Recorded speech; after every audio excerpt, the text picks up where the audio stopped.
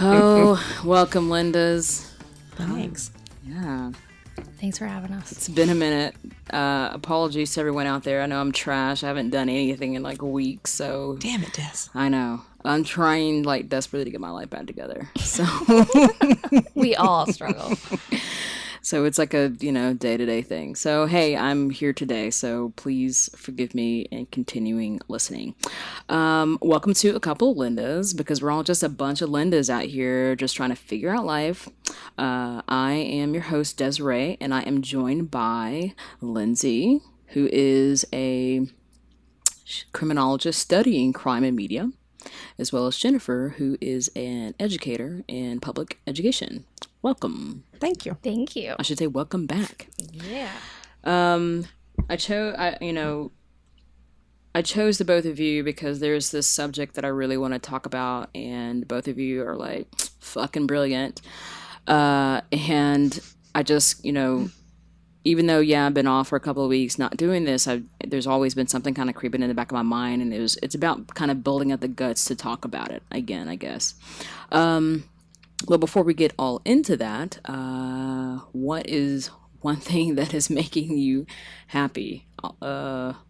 Even though I know it's kind of a struggle, but is there anything remotely out there making you happy? Yes, I planted a bunch of pansies this weekend in some containers just because even though it's going to snow again, I don't care. Those little flowers are so pretty and they're so brave in the snow, and I just I had to do something. I had to do it, and it made my heart glad.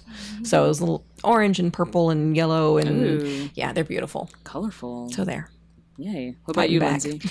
So I just got back from a weekend in Pigeon Forge with some friends that I finished my master's with, and they are family that they're like a second family that I appreciate so much because we all get together and pick up where we left off without even, no matter what Those are space. good friends. Yeah, it's that's amazing. awesome. It's so important. And as we get older and we move away and move to different places, it's amazing when we can come back together. We had an absolute blast, and that just is warming my heart because I'm very fortunate to have those people and to have maintained the relationship throughout distance and time. Yeah, I love somebody that you can just pick up a conversation like 4 years later and it's just right there. That's awesome. Yeah, no, that's exactly how this is. So 12 of us were in one cabin, 12 people, one cabin, no fights. No fights. And yes. we had a blast. We stayed up so late, just like laughing and having a good time, having some beverages, doing that. That's awesome. Good for Yeah, you. it makes my heart warm and my tears flow in happiness. That is some hashtag blessed shit Hashtag right there. blessed. Yeah. Hashtag effing blessed. What's making me happy is the first Linda's dance party. That was let's go. Holy hell, that was dope. Awesome. Wasn't sure what to expect. Just something I've always kind of been wanting to do here, and I felt like was needed here. There's not a whole lot. Absolutely. There's not a whole lot of opportunity for that with actually decent music, not garbage. Right. Consequently, Desiree curated music. Yes, pretty You're much. not going down the club lava? Yeah, not going there. And so, this month's theme in honor of Black History Month was an all R&B playlist, predominantly old school. So anything from the 60s to the 90s and maybe like early 2000s. I slid in some stuff. But yeah, each month will be a theme of sorts within the music play, not necessarily how you dress. You can dress however you want. It's just wanting an open and affirming and welcoming place to come and like let your hair down and get sweaty, and everyone did that, and I'm so like thankful for all the people that showed up and that were Right. like, fuck it, let's dance. Like this one guy requested this song that I knew the song was like a disco hit, but like it felt very obscure to me. But I was like, yeah, I'll play it because I do actually like this song. And so I the second it came on, everyone lost their mind. What was it? It was it was I got it. Hold on, give me say? Oh, Born to Be Alive. Okay, then. Patrick Hernandez. Okay, then. Yeah, it's Yeah. like a super upbeat Uh-huh. and like yeah, the like everyone just took off. It was great. So y'all are awesome. Y'all are rock stars, and we will see you for the next one next month, which will be in honor of March being Women's History Month. Heck The yeah. theme of the music will be all Yeah. female artists. I'll That's see you there. awesome. Yes. So, yeah, yeah, yeah. So let's, now that we've kind of, talked about what's, happy and good in our lives, I guess we can kind of head back to reality here of what's going on in our country, the nation, the world, the globe, and all that good stuff. So the topic is, oh, yet another a school shooting Mm-hmm. and yet another essentially, massacre. You know, all of this. I mean, what was the what was being touted? Is it like this is like the 18th or something?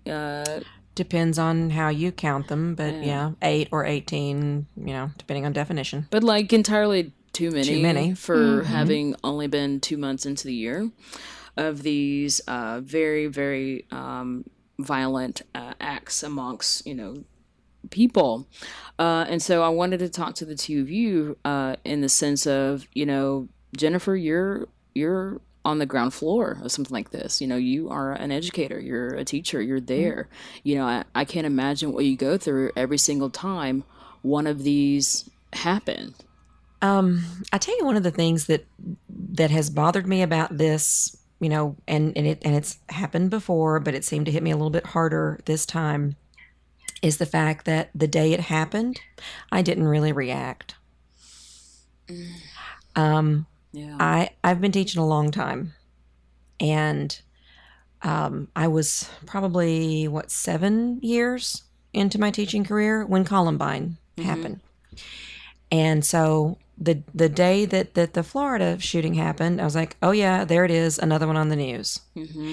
And for probably 24 hours, that was my attitude. And somewhere, in the next day, when I was inundated with the news coverage and it really, started like tearing at me, Yeah. I realized that I'm getting numb. Yeah. I'm getting numb. And not really, because I bounced back and got into the situation and started feeling it, but the fact that it doesn't tear at me immediately, there's something wrong about that. Yeah. And it's hurtful. This whole everything about it is hurtful, and the overwhelming number of times. The week before, we had a lockdown situation at our school, which was not a big deal. It was planned with the police department and whatnot. But within 24 hours of that drill that we had done, there had already been a shooting in Texas and a shooting in Kentucky. Wow. And it's just the overwhelming volume that is it's starting to get me down, Des. Yeah. It's getting me down. Yeah. And when all of these, it's interesting in that we can just say almost just the name of the town that it happens. Like Columbine. Everyone Columbine, just knows. Newtown. You Sandy don't Hook. Everyone knows. you don't have to even talk about it. You just say this thing. And Sandy Hook particularly. Little I kids. we we lost part of our soul after Sandy Hook. We just did. No school shooting is acceptable. But this shit's been going on forever. I think I read a thing that said the first, documented school shooting in the U.S. was like 1850 something. I mean, stuff like this has happened forever. But something about Sandy Hook, I think we lost part of our soul when we let that happen. And I think it's that it happened and then nothing came of it. We let it happen and it just laid there. And here we are again and again and again. And again. And yeah, like I kind of like I was aware that it happened, and I was kind of that same ilk of just I couldn't just I couldn't deal. So I was scrolling through Facebook and it was just like inundated in it, and I was like, I just can't even, because it was reminding me of like Charlottesville last year, and I ended up having to just like take Facebook off my phone and Mm-hmm. just like not be tempted to even open it up, because every time you open it up, it's like Jesus Christ, like it shoots you in their face. Oh God, sorry phrasing, but I'm the worst. But speaking of which, the media coverage. So there is traditional media coverage of what's going on, and then there's also social media, which is the latest. It's becoming more and more of a viable source of, well, I don't know about viable, but that's where a lot of people are getting their news these days. So Lindsay, I wanted to talk to you, as you study crime and media, and so I was just kind of wanting to catch up with you and see like what are your takeaways on what's going on specifically with this type of an event. Yeah, so often when we talk about crime and media, there's two different kind of paradigms of understanding this. One is crime and media and effects that crime and media have on, like that media have on you, that they have particularly on the shooter. We're very interested on that. We're interested in the effects that they have on those of us who are receiving it but aren't quite on the ground. So that type of effect research is a little bit out of my kind of expertise. What I approach is more of an integrated. We are this idea that we are producers of and products of the world around us, and so I start in any like analyzing mass shootings. I am looking at you know looking at these types of events, school shootings. I look at the way in which the mediated representation of the events have ultimately an impact on social anxiety, and social anxiety being like how it is that we not only experience this individually, which I think you both were getting into, but how it is that, like, what effect does this have cumulatively on all of us and what it is that we're doing, right? And so the media have, they cover a story like this, and oftentimes it is covered extensively nationally, perhaps even internationally, very quickly following the event, as the event, like breaking news type situation, right? And what happens after is not covered. And so we want to, I think that in getting at this idea that we are producers of and products of the world around us, we have media construct this and provide this breaking news to us for these types of crimes, just like they do other types of crimes, in a way that I understand in my research that is like a consumption, right? And we're consuming, we're taking in, and what's interesting to me about that is that we're taking in all of these ideas of like, here's the next breaking crime story, and here's the next like mass shooting, right? So you skip from mass shooting to mass shooting to mass shooting, and not to say that one is more like has this. I'm not putting value and imposing value on like, well, one is better or worse than the other, but more that that didn't sound right, better or worse. One is more harmful or serious than the other. I mean, they're all resulting in death, which is something that we all fear, right? But I think that what's happened is when we're consuming all of this as a society, right? When this is what hits the front page, this is what we do see in media, this is what we have access to in increasing forms of media. So not just like television reports of these mass shootings, and we have access to that in a certain way. We also have our accounts of individual experiences, right? And then this Florida shooting, seeing the emotion, we have access now to not only the coverage that's provided by individuals responding to it, but we have access to and can consume now the experience of those who were there in the school. Yes. And Oh my I think God. that that's just, it's information overload, right? And that has to produce, I mean, so as I'm processing it and as I'm talking about it with students in the classroom, it is just everyone is feeling this sense of like essentially desensitization to this happening, because we don't have we don't have a like, so what's next? Mm-hmm. We don't even have time for what's next. Yeah, because something else is going to happen, right? Yeah. Can I ask you a question about the, so the, several of the kids in that situation had their phones with them, and they were videotaping the process and everything. And I was speaking to another friend, and he said, I think, that video of the bodies, video of the crime scene, video of these things, needs to be shown to, wake people up to the situation. I disagreed because I think that would be incredibly disrespectful to the victims and their families. But what about the video of, those kids who were hiding in the classroom and you hear the gunshots in the background? Is that something that we should see? Is it wrong that we see that? Is it helpful that we're seeing that? Is maybe that the reason that there is a greater response to this one? I don't know. I'm of two minds, because part of me thinks that is not something that the general public needs to experience, because that's horrifying. But do we need to experience that horrifying? I don't know. What's your opinion?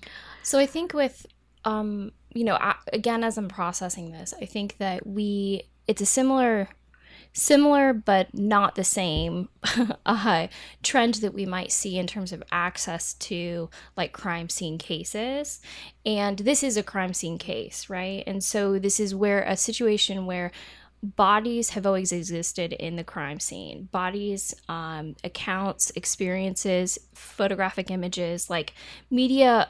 We have video and even videos responding to like investigative videos that go to, and apart from produced by individuals that are just trying to track what happened in any kind of crime scene. Those images have always been around and they've been available. Now, have they been picked up by major media sources that have the potential to reach large audiences? I think that's, first of all, like that's the difference, but we can still use some of the same critical analysis skills that we have in thinking through it. What becomes difficult is censorship of this. So how do we really control, you're talking about control of news sources, perhaps sharing this information, reproducing this information, but individuals themselves, right? How do you begin to control that? Even though you can't. You can't control what an individual can do. So I think what happens is that we are, to get back to like, we are producers of products of the media. We have youth who have increasing access to phones at younger ages where this is happening. And they are able to produce content themselves to share with others.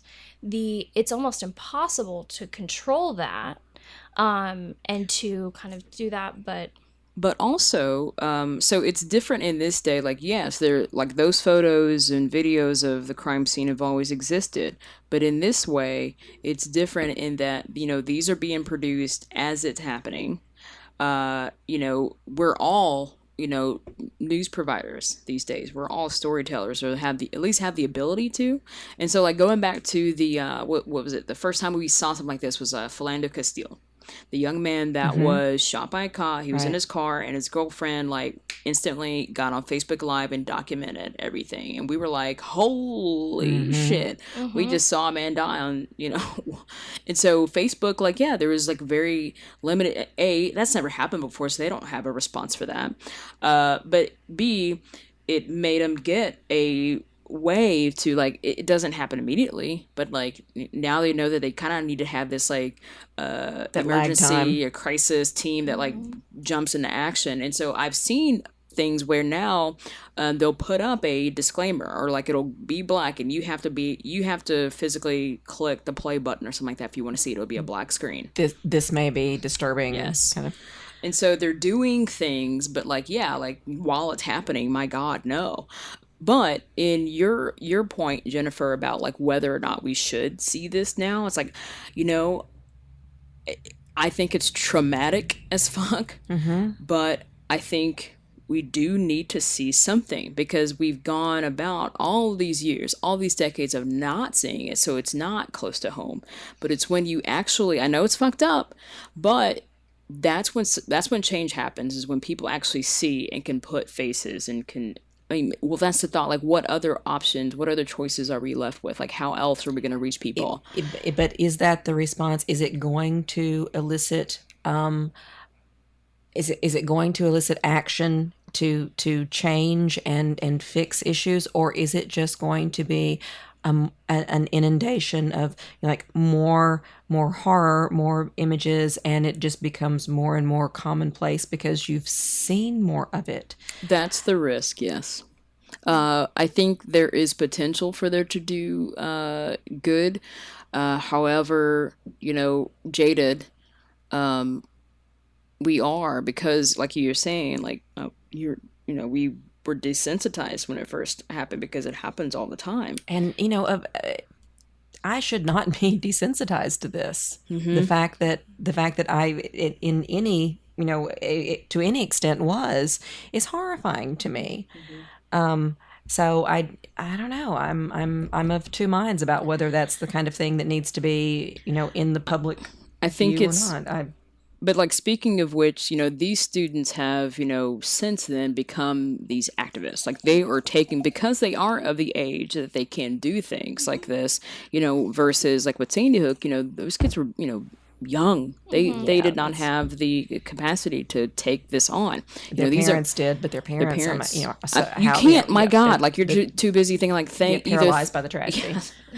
And plus, that was some years ago where, like, social media was around, but it wasn't to the extent that it is today. And, like, who knows where it's going to be tomorrow? And I have to tell you that but seeing those articulate, Yes. bright young people, making these statements and, standing up for themselves, that has heartened me more than kind of anything. Yeah. The other thing that has made me feel better today than I have in the last few days, we went back to school today after the long weekend and whatnot, and my kids were fine. I was prepared for questions, or, do we need to discuss things?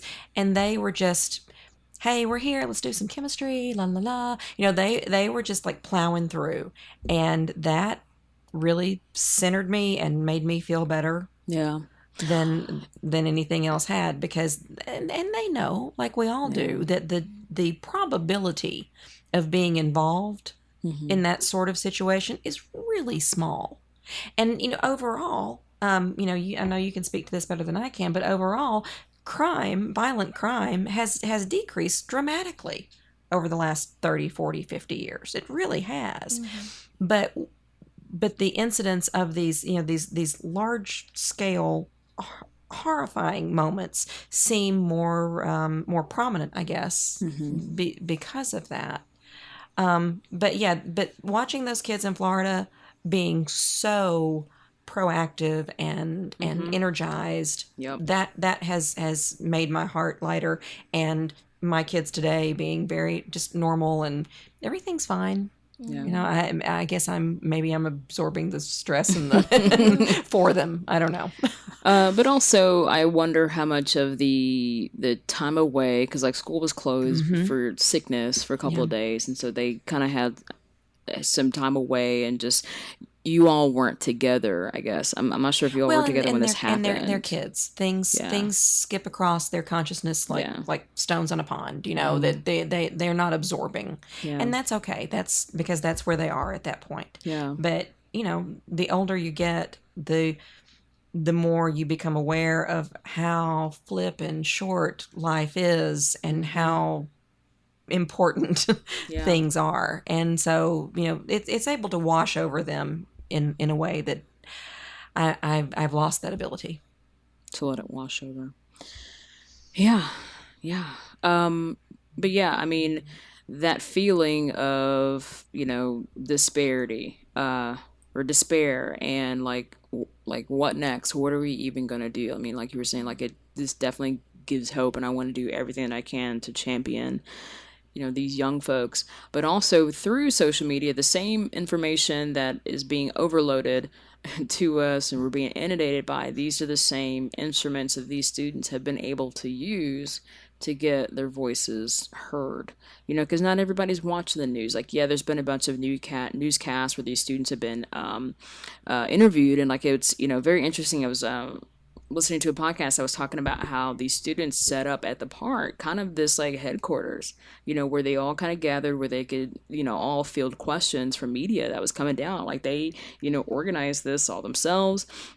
And so I think it's this mix of like I'm completely horrified, but then also look at these folks that are standing up and taking to the plate. And so I think all we can do is back them. But back to something you posted today about the polls that were taken regarding how many people feel like this type of gun or military gun should be available to civilians. We are obviously polarized.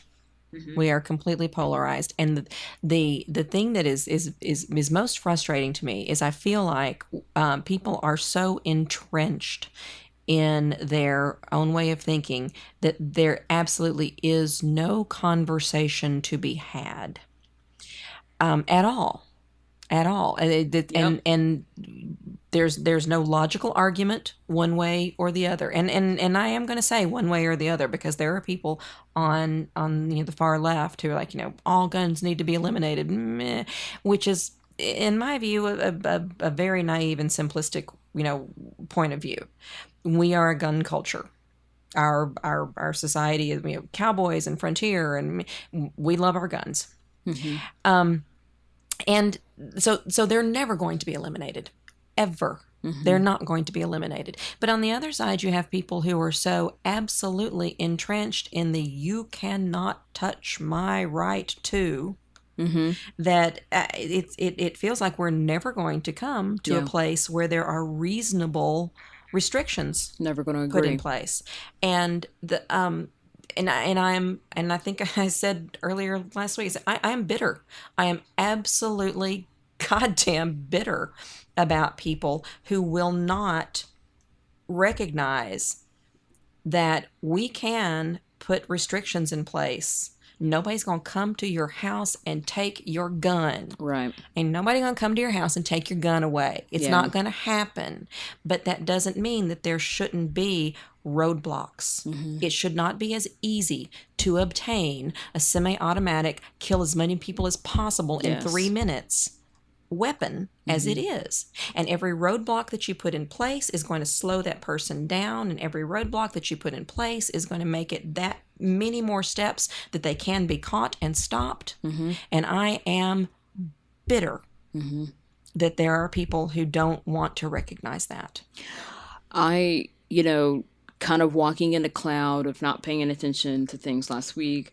It was Friday night. I was walking around downtown. I was leaving, dinner, heading to get ready to set up for the dance party, right? And so I'm walking. Dinner, dance party. No, It's all good. No, but before, like I was like, oh, okay, good. But as I was walking there, I passed these 3 gentlemen, who were in discussion. One of them I knew. The other 2 I didn't know. They're just, middle-aged white men. Okay, y'all are all the same. But the one that I did recognize, I overheard him say, normally I don't pay attention to anything. I'm usually I'm heading to destination B from A, like I'm not paying attention to anything. But I overheard him say, these liberals are just trying to take away our guns. Fuck you. Fuck you, man. That is not the point. That is not the point. That is not what anybody is trying to do. And there's also, and let me give them the benefit of a doubt. There is also a segment of the population that feels like the only actual response, the only way to solve the problem, is for everybody to have more guns. And armed teachers. I get your fucking mind. Honestly, I think there are people who believe that it will be better and safer if you arm classroom teachers. Now, I'm sorry, but I am a middle-aged, middle-class white woman teaching chemistry. I am not Dirty Harry. I'm not going to do anything good with a gun. There is nothing about arming me that is smart. Right. Every policeman that has ever been shot on duty was well armed, well trained, skilled, smart. If that can happen, why would you give me a gun? Look at me. Honey, I'd get antsy and just, you came to my door really quickly. Seriously. I know what's happening. And again, well, let me dial back 1999. Professional development right after Columbine. And then we had a guy who was trying to teach us how to do what we could do with what we had in our classroom. Now, God love them. I understand you're trying to help us figure out how to make things work. But he said, Miss, what do you do? I'm a chemistry teacher. I was like, well, what do you have in your room that you could use as a weapon? You have acid, you have flames. La, la. I was like, dude, I am not MacGyver. I'm a high school teacher. You know what I can do? I can put my kids in a corner. I can put desks in front of them. I can lock my door. And when somebody comes through that door, they can come through me before they get to my kids. But that's pretty much what I can do. I can't protect them. I will do my best. Yeah. But am I going to be able to whip up I'm not going to make a flamethrower in the 2 minutes between the time that I hear the alarm bell and somebody comes through my door. No, it's not going to happen. Because, what if you never know who's going to come through that door? Maybe it's a rescuer. Maybe it is the person with the gun. You don't know, but No, in the Florida situation, he discarded the gun and he walked away and ran away just like other students were walking. Yeah, of course he did, in his school colors, and he was escorted off the campus to a safe place, just like all the other kids were. Yep. Right. I mean, I guess I say that in this way because a couple things. Being reactive strictly and training for reaction strictly, we all are conscious and aware enough that that's not the only thing to do, right? And like to go in and train, that response is not effective. We have access to information and data via media, right? So it's a pro, but also we all pros and cons of like media access for anything.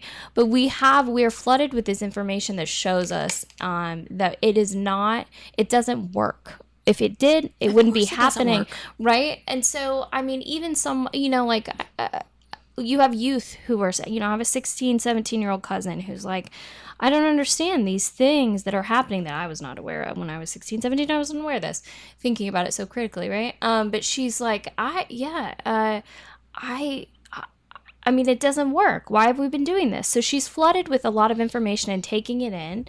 And, active shooter training is a very reactive approach to it when it happens. And it's also situated in a lot of literature that looks at a society that operates based on risk, right? And so like if you have the combination of the risk that you might, by going to any school, by going whatever age it is, whatever like time it is, you might be at risk to go. Well, hell, we all might be at risk to go. To something. Yeah, right? Yep. Like the risk, it's there.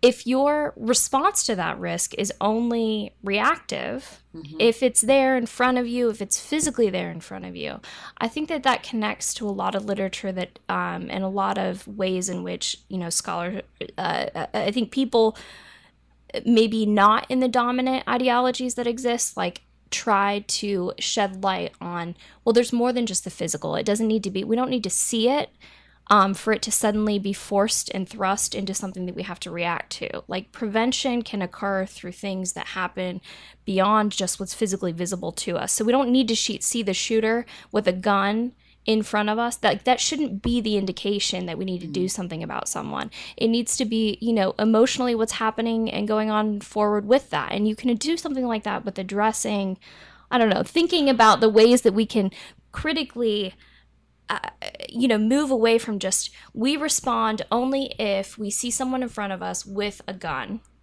to how can we prevent this? Can we pay attention to emotional indicators? Can we pay attention to, behavioral things that happen, but are more on the prevention side than the response side of physical image, only if it's there in front of us. And speaking of which, there was, it's noted that, agents, FBI, whoever, government, they knew they were warned about something. I don't know in what form or like, granted, there's like so much shit going on anyway. They don't have, to pay attention to this one small town in Florida. It's like, girl, our country's imploding. But, what are your thoughts on that? So, we have actually what's interesting is a couple of cases in the last few days have come across my plate where learning information about someone following a mass shooting, people are retroactively analyzing the warning signs that they have seen. And typically, when it comes to social media, you've got a Facebook post that you're looking at retroactively and saying, oh, maybe this is actually an indication that person, it's part of our analysis. Like if we don't have a framework, I mean, all of us try to make sense of what's happening and try to apply it retroactively, but... Well, people telegraph their intentions, right?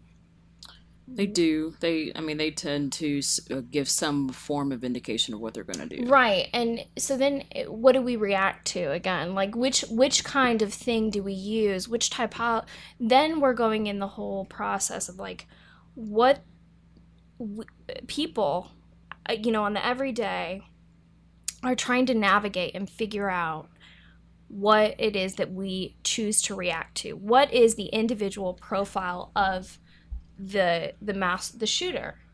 Well, in that process, I'm saying that I don't quite have that figured out, right? Like I don't think that I think that a part of our anxiety and then also our desensitization to it is, and our everything about it is coming from the fact that we haven't quite figured this out and there's no standard connection to it, perhaps because we're looking at it so individualistically. Well, let me ask you a question here. One of the things that I've heard recently suggested as I don't know, an answer, is to allow for a oh gosh, what do you call it when you put a restraining order? A restraining order, that's it. Mm-hmm. Is to allow family members to request a firearms restraining order. So that if you have someone in your immediate circle that you see exhibiting some of these warning signs, sort of telegraphing this weird behavior, that someone close to them could ask for a firearm restraining order so that they would not be able to purchase. So like it would pop up on a background check. So I think my cousin Leroy is losing his mind. But that's if they even notice. Well, but okay. So the pro and con of this, I see that as being a positive thing in that being able to do it. Absolutely. People who are close and might actually see. He's gone over the edge and we need to make sure he doesn't get a gun. But then the con side of that, I've heard on the liberal side saying this is going to be used as a Band-Aid and, in order to not enact real gun control. How do y'all feel about either of those things? Well, a Band-Aid, and then also it'll be used as a weapon against other folks. Any brown person, like, oh, well, we're standing order against that person because da-da-da-da-da. Well, but if it's a family member, I'm assuming your family member is going to be brown too, so, maybe it won't be a... So then you're saying have it be restricted to just, like, close family members. Or, yeah. Okay, so in these cases, like with... the biggest school shootings, Florida, Sandy Hook, Newton, Columbine, those family members had no idea. True enough. But they were like, your son was building bombs in your garage, baby. But it didn't even have to get to that extreme, right? So we think as long as we can identify, I think that like what we do socially is we try to define what the extreme case is. At what point does it become so serious that we need to react? But realistic, I mean, and that part is hard to negotiate. It depends on where you are. There's a lot of like regional cultural differences that you need to take into account and what might be perceived for instance, is, an indication, I think, of, a child really reaching that point of a youth or perhaps even an adult reaching that point of, you're going to become the next shooter, you're going to become the next one that's like actually going to harm someone, even if it's on an individual, like one-on-one situation.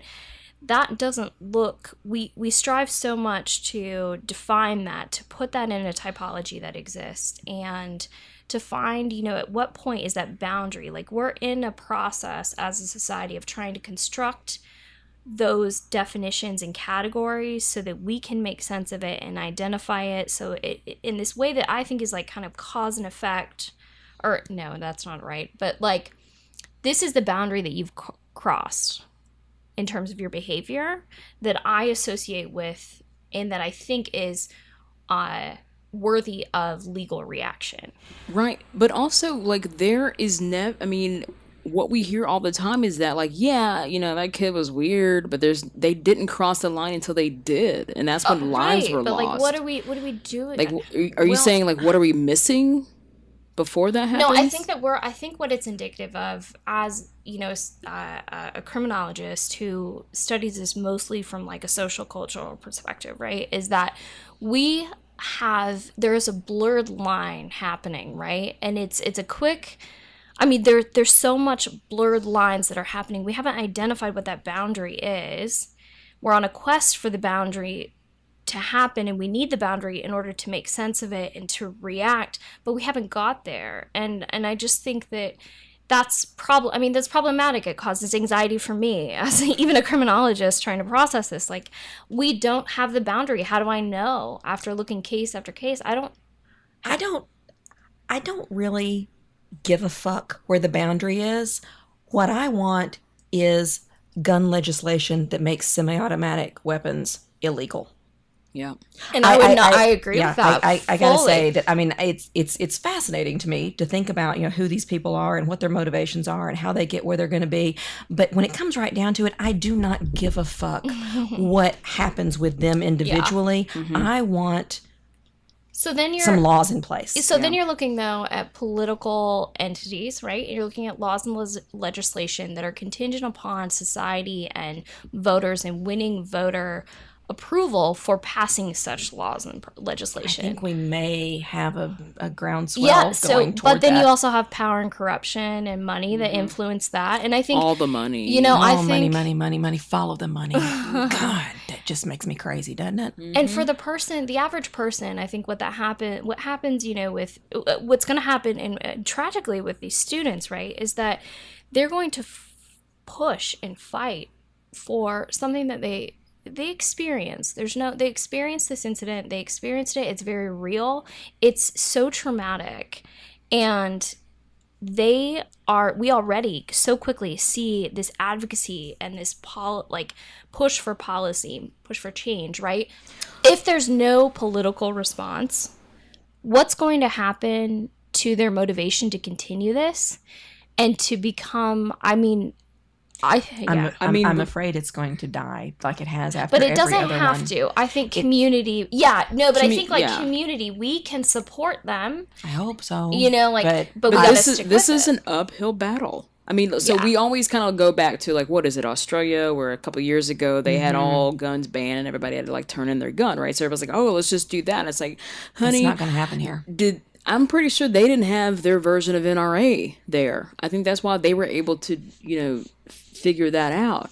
Whereas we've got this very powerful organization that is lining the deep, deep, deep pockets of our legislators. So that's keeping something like this from happening. So there's got to be a different strategy other than going, like, saying rah rah to our legislator, like, you need to do this. It's like, baby, that NRA just bought them a new, like, multi-million-dollar home. Like, how are you gonna? I mean, their souls are dead.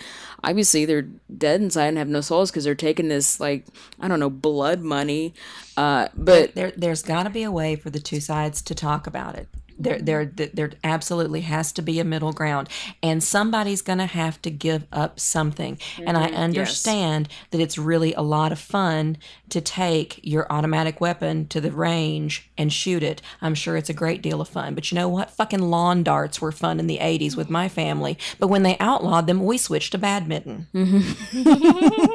So, you know, you got to find a substitute, baby. Yeah, find a different way. We got to find a different way. Yeah. And it's going to have to be people like, honestly, me, my family. My dad has a gun. My brothers grew up with guns. So a call out to all the our white allies, our white middle class allies to do their, you know. Nobody wants to take your right to hunt away. No one wants Please, to. I don't. Yeah, go your shoot hunting. Go shoot a deer and eat it. It's all good. Yeah, and I get some because venison is delicious. It's awesome, but we However, need to outlaw the things that are designed to kill people as quickly as possible. And the thing that makes me absolutely crazy, again, I swear they're good people. I swear they have all best intentions. And they assume that if they have a gun, if they are on the scene and they have their gun, they will save the day. You are not John Wayne. It is not going to happen. What's going to happen is you're going to get shot by the police because you got a gun on the scene. Right. We have to get past this idea that we can fix it if we're there with a gun. No, but you're not. That's always like me there. thinking that when my husband flies on an airplane, I need to be there because if the plane goes down, I can save him. Right. You know, it's in my mind, but it's not true. Because baby, we're all going like, well, I guess at least we're going on together. I guess. The interview with he's not the dad, but he's like the folks that took him in for the couple of months. There's an interview on CBS News saying like, well, it's his right to have this. What is it, AK-15 or whatever? Right. It's like, baby. There are, a ridiculous number of weapons that are already out there, and do you do a buyback program, and does that work? But I guess my point is, if we put rules in place that make it more and more difficult to obtain said weapon, then the type of incident that we are currently discussing is going to be less likely to happen. Not because there are going to be no semi-automatic weapons, not because this is not something that this kid could find. I mean, obviously, the criminals will always find a way. Yes, we know this. Yep. Yeah, I mean, but if you make it more difficult, if he can't just like go to a damn store and buy it. Yeah. If he has to that's a piece of the puzzle. If he has to find a criminal to sell it to him, if he has to jump through hoops, if you make it more difficult, that to me is a win. Yes. Yeah. I want it to be more difficult. Absolutely. And really that's all. too easy. That's all I'm asking for. I'm asking for it to be difficult to get this weapon. I'm not saying you're not going to get it. I'm not saying it's not going to happen. Yep. Just make it hard. And I would say this. I think that's absolutely. It shouldn't. There's an idea of like it shouldn't be so easy to do this. But I think that having studied criminal underground markets of anything, you also have to that's a piece of the puzzle that is so important and definitely we need to discuss. But I think that there's also a piece of the puzzle to say and to focus on that looks at like more prevention, right? And not just looking at formal control of this. In what ways can we informally control and have an impact beyond legal changes that occur on the people themselves, on how I mean, if that's what if we put so much time and effort into creating typologies, right, and analyzing as a society, as professionals who are responding to these incidents, like if we're putting so much effort and energy into trying to better understand the psychological state of a shooter and to make these connections, and just then why let's do it in a way that I think has to also include a piece of the puzzle that is education and awareness building, that is preventative, So perhaps we should put more money into our education system and have more school psychologists and more people that are able to yes, help. that is sarcasm. What a No, concept. absolutely. But we are so there's reactionary. What a concept. And you know, these things too, what's interesting is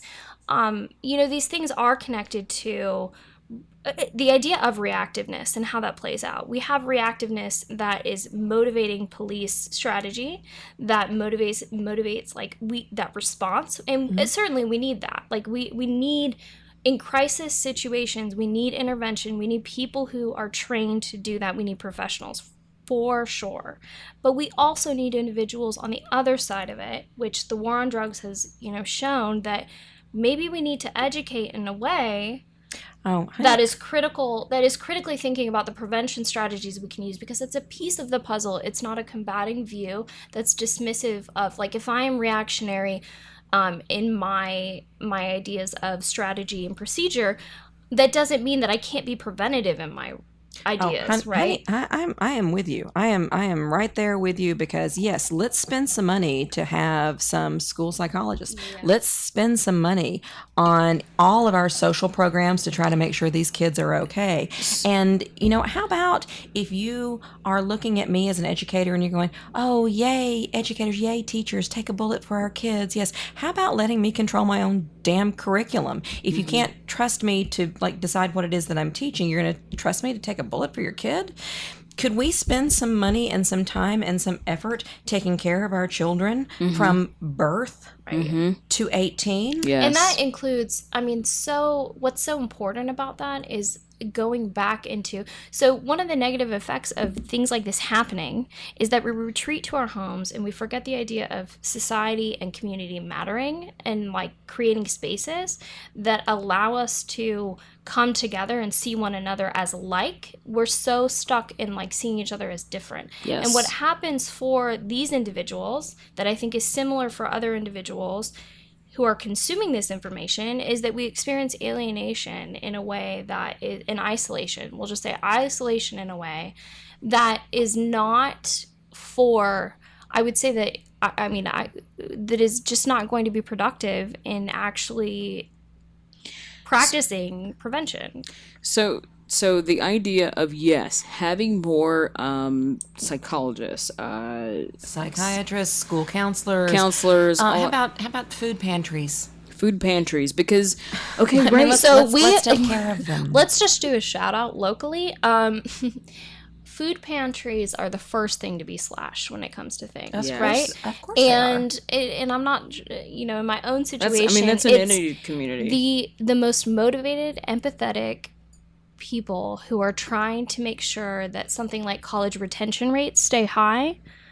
Your students are also people that experience like food insecurity. So why the hell? And that causes stress, that causes anxiety, that causes depression. Like I just think that we tend to think that these social problems exist in silos that are not connected to other social problems. Yes. And we don't think about it holistically. We don't think about it as a community. And then we respond so individualistically that that's not, if you're responding individualistically and that's the only piece of your puzzle, then you're not doing it in the other ways. You're only treating symptoms. You're not treating the real issue. It's not holistic. And and you have to worry about a kid from ground up. Yes. Yes. You know, how are you being treated at age 6? Yes. Are you hungry? Are you unhappy? Are you alone? Yeah. We don't know this. I mean, this is a delicate time. Like, this is a specific issue with, you know, talking about children, not necessarily the entire, like, gun law situation. But we have to take care of our young people. And that what you're saying about how we don't know what's going on at home. You know, and then they come to school, so maybe they are acting out in the classroom, and then we write them off as bad behavior or whatever, and then the rest of their lives. There's something always a behind reason that you're acting out. There is never a kid who acts out that doesn't have a reason to be doing it. They're stressed out. Well, and I don't want to be all huggy feely, because you know me, dead inside. I'm not that like huggy feely. I'm with you. But there is never a kid who does a thing that doesn't have some reason that they're doing it. There's a deeper meaning. There's just something else behind it.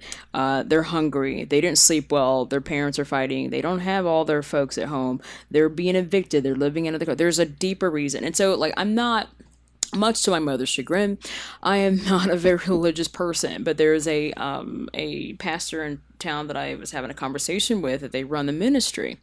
And, you know, his philosophy is, okay, so yes, we want folks to come to church, come to our church, and, you know, talk to them and do outreach with them, but they can't hear the message until their day-to-day needs are met. They're not going to hear what we're trying to say if they are starving, if they are worried about where they're going to sleep tomorrow. And that's a conversation that we have had in school 100,000 times. They can't hear you talk about math. Yes. If they're hungry. They're not going to pass your standardized test if they don't know where they're going to wake up tomorrow.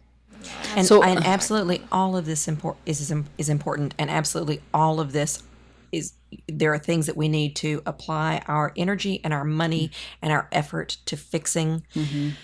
If you have, but we the need some privilege. damn gun laws. Yes. Because we can't fix the poverty problem in our society. The poor will always be with you, said Jesus. This is not a problem that we can fix. It is going to happen forever. But you know what I can fix? I can make it harder for you to get a semi-automatic weapon. And that is just the damn truth. I can make it harder for you to get elected, who is taking all of this money. God love you. Yes. That's what it is. Okay, yes, we And can, I'm going to vote we against can march and all we want about, like, don't, you know, we need legislation. But if those pockets are lined, you're out of office. Who is backing you? Yes. Who are you going to bow to? Are you bowing to a gun lobby? Yep. And if you are, that's not my vote. So to wrap this all up, Oh, God love you, Desiree. because you know me, I love next steps. What can we actually fucking do? If you are sitting in your home, get online, look to see who your representatives are, look to see how much, or not even how much, did they receive money from the NRA. Yes, if they did, your goal, and your primary goal, if this is anything that sticks out to you, your goal is to get that person out of office and get someone in their position that is not going to take that money, that is going to do what's right for their citizens, for their safety. Again, this is not about changing the law of having a gun. It's not. It's about the folks that are getting this money that keeps these semi-automatic weapons available for any citizen. That's not what we need. There is nothing wrong with owning a gun. There's nothing There wrong. are people who are responsible gun owners, and they are as interested in good legislation as we are. A responsible gun owner has no interest in allowing somebody to get something that they cannot handle, cannot deal with, and a responsible gun owner is in the same camp that I am, Yep. which is make it harder for someone to use a weapon in a wrong way. Yeah. But again, that will not happen until those people that are getting money from them are out of office. So, Oh, Lord, vote, vote, vote. Vote, vote, vote. Vote, bitches. I love you. vote, Vote. bitches. Because these complicit motherfuckers have got to go.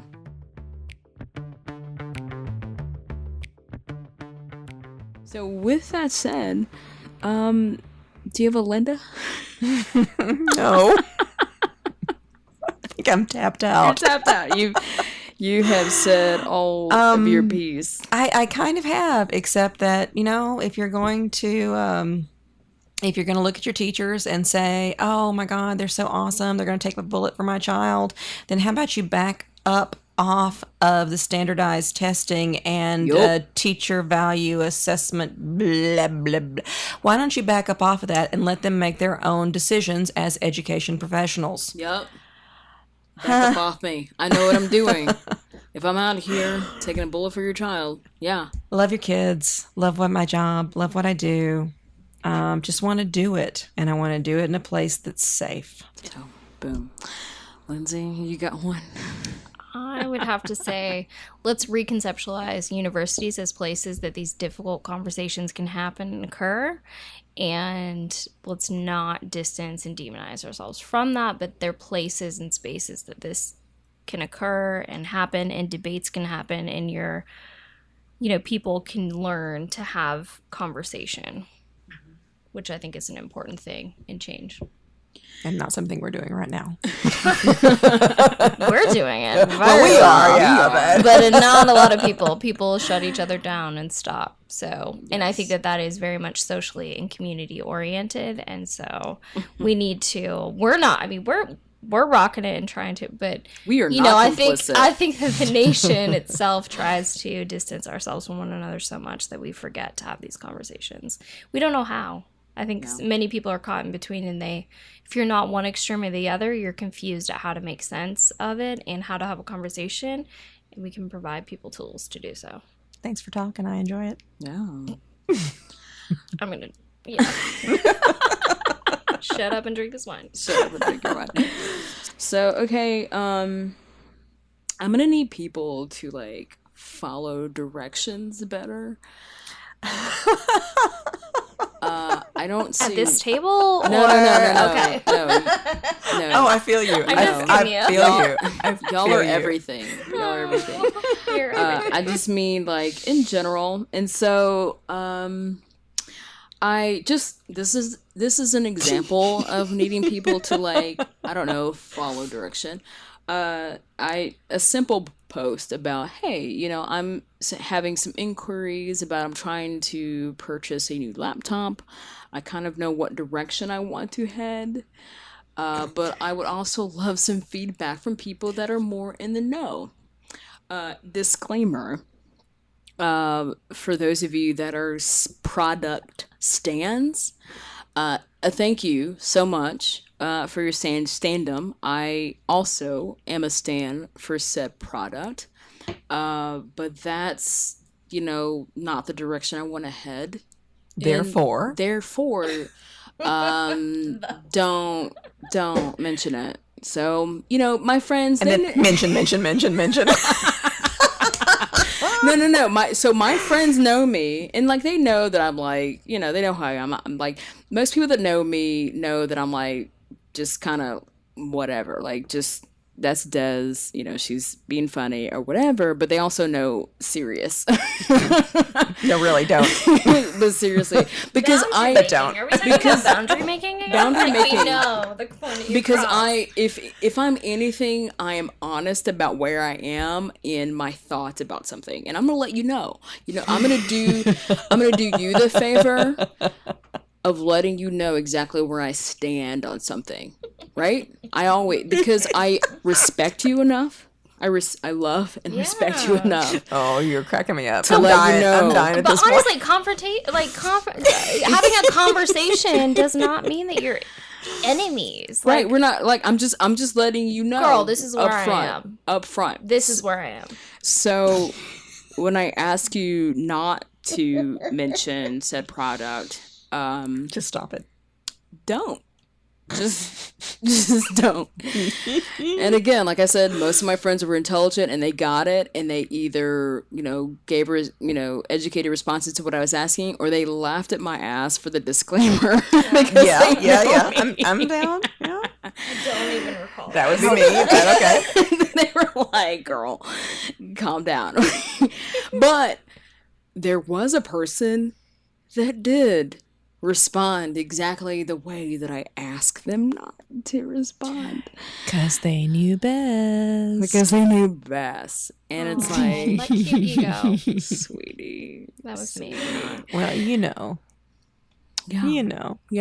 So, so when granted, all day long, everyone was good. Either they laughed at me or they wrote their recommendation down. I was like, totally appreciate it. But then at the end of the evening, you're an idiot. right. I love you. You're stupid. But then at the end of the evening, there was a comment that had exactly in there, and I was like, and they referenced I know that this is the thing that you mentioned, not to mention, but You I'm said not to mentioning do it. this, but I'm going to do it because I know better. And so, because I'm petty. I'm dying. Because I'm petty I'm and out of like the loop. I'm just trying to like ego. What are these concepts that I can apply? I'm petty. So I sent this as soon as it happened. As soon as it happened, I did a screen grab and sent it to a couple of friends that I knew would get it. Because there's one friend that was like blowing up my phone, just like basically calling me out on my shit all day. Like, jokingly and lovingly. But anyway, sent that to them. And then I was like, I have, right. And I was like, I have to respond. So, No, you don't. and I just did the quintessential Des response, and I just went, ma'am, Really? ma'am, Man. baby, Honey. can you not read? You read it because you stated Because that you read responded to it. because you responded in the way that lets me know I just that wanna you go read to it. But you clearly gave no fucks, and that's fine. That's fine. But I realize I'm going to spend an hour on Facebook tonight finding this. I know, that's what I think right now. End of conversation. I'm Facebooking. But I'm just saying, if people could just, I don't know, follow basic directions, that would be great.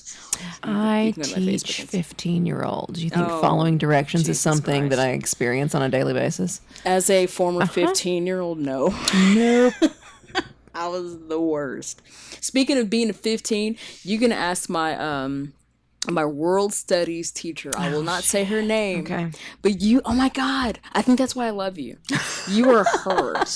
That's what it is.